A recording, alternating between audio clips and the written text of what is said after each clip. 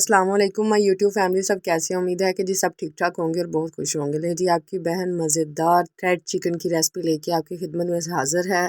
एक दफ़ा अफ्तारी में ज़रूर ट्राई कीजिएगा और घर वालों से दाद वसूल कीजिएगा। अगर ना मिली तो मुझे बताइएगा, ठीक है जी। ये रहे जी इसके इंग्रेडिएंट्स। यहाँ से भी स्क्रीनशॉट ले सकते हैं। डिस्क्रिप्शन बॉक्स में भी मैंने फुल रेसिपी और इंग्रेडिएंट्स लिख दिए हैं।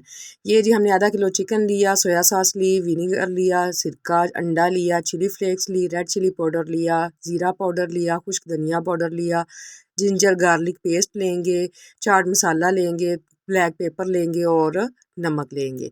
अब जी इसका मैरिनेशन टाइम है।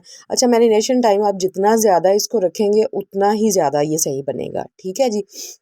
ये जी हमने इसकी लॉन्ग स्ट्रिप्स काट ली थी बिल्कुल बारीक बारीक, क्योंकि हमने इसको फ्राई करना है।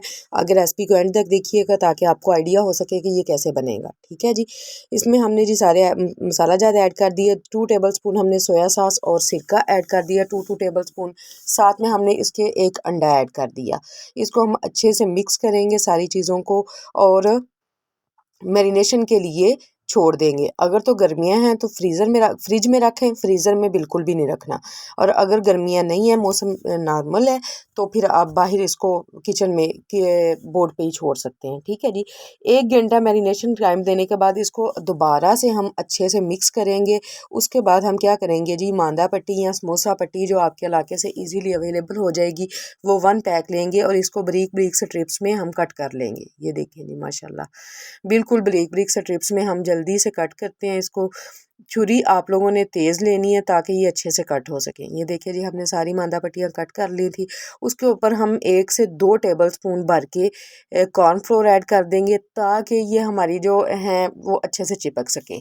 कॉर्नफ्लोर ऐड करना लाजमी है, क्योंकि वो उसके बिना ये उसके साथ चिपकेंगे नहीं, ठीक है जी। ये देखें जी, ये एक मैंने करके दिखा दिया था आपको। दूसरा मैं दोबारा पकड़ती हूँ, इसके अंदर रखती हूँ, इसको दबा के एक ही हाथ से दूसरे हाथ पे रख के फिर दोबारा से इसको दबाएंगे ऊपर से, ताकि इसके साथ जितनी इजीली चिपक सकती है हम चिपका देंगे।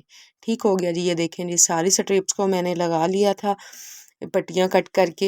ये देखें माशाल्लाह माशाल्लाह कितनी प्यारी लुक आई है। अब जी इसको फ्राई करेंगे। फ्राई करने के लिए जो आंच है, हीट है, वो हम मीडियम टू लो रखेंगे, इससे ज़्यादा नहीं रखेंगे। जितनी एक में आ सकेंगी इजीली पैन में उतनी ही ऐड करेंगे।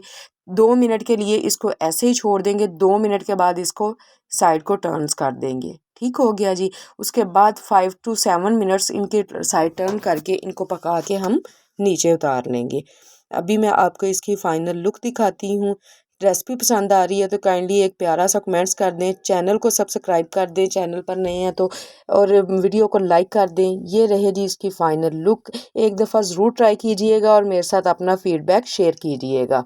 ठीक है जी, मिलते हैं अगली वीडियो में। अल्लाह हाफिज़।